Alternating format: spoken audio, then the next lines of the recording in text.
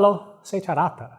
Would you say your enthusiasm is like fire from straw? If you've ever made fire when you're camping, you've noticed that straw can burn with great intensity, but the fire only lasts for a very short time. You may quickly get excited about a new project, but then this enthusiasm will quickly fade away, especially when the results that you're dreaming of are not immediate. So it is quite normal for us to be unable to continue, to give up quickly, to have too little discipline to develop consistent habits. And why is that? The practice is difficult when we just want the end result. Let us illustrate this story of lack of discipline. You got your new project, you are enthusiastic, you're all excited, and you have this romantic belief that it will be extremely interesting and fun to be performing this activity. You will become a great expert.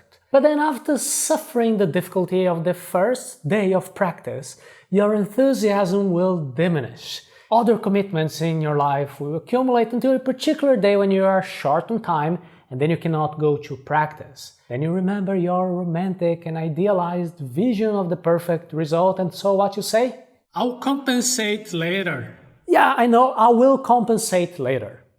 However, you continue to procrastinate, and when the day comes to show that you don't have many results to show because you have not been practicing, your performance is much lower than you expected, that's when you suffer a lot.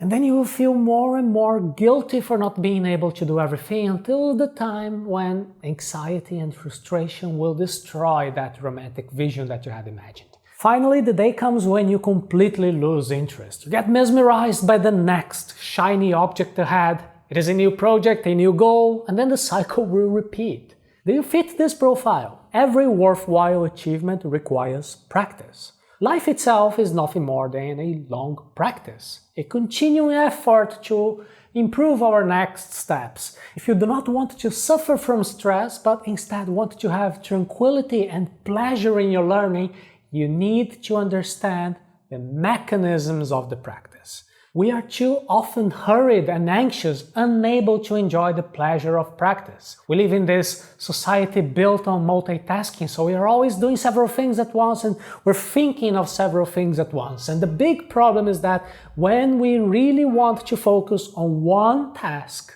it's almost impossible. Our minds are so busy and agitated that it's difficult to calm down.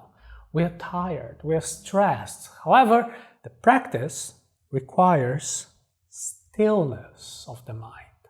The practice seeks to be in the present moment and to be focused. If you need more focus, you can do our focus course by going to arata.se/focus course. We cannot be anxious. We need to be in the present moment, fully aware of what we are doing. Regain control of your thoughts. If you are not in control of your thoughts, you are not in control of yourself or of your destination. If you are unaware of the kind of thoughts that you're thinking, your priority has to be to increase this type of awareness. When you're too concerned about that final result, that magical moment, when you finally have that ability or that desired learning, then you can be finally happy. You're making a big mistake. You're looking at the process as an inconvenience that you would like to avoid if possible, because you only want to reach that final destination. And as a result, you will not take advantage of the time to study and to practice. You will not have the discipline to do what it takes to get to your final destination, and learning will not happen. Do one thing at a time. No matter how many other tasks you have to accomplish, when you decide to take the time to practice, you should devote all your attention to the present moment. In this way, the practice is a process that brings you peace of mind. Otherwise, the practice will only bring you anxiety. And when we say that you should be fully focused on the present moment, it means that you don't want your thoughts to be elsewhere. You want to watch what you're doing and pay attention to the consequences of your actions. And this is how you will be able to improve your practice, to get feedback. Only a few students feel pleasure in practice. Most of them feel pain in practice. The difference is that those who find joy are doing the real practice. Everyone else is just suffering with a desire to be elsewhere. This is suffering. This is not being in the present moment. Remember, suffering is the gap between expectation and reality. You can take a look at the video arata.se/hello43. When you are looking forward to already having that skill, you may still be practicing, studying, but in reality there is a certain mismatch. You are concentrating on the goal, not on the process. You have to accept the fact that you don't have yet that ability, and therefore you need to keep practicing. That will help you to sit in the chair and continue performing the exercises that are necessary in your practice.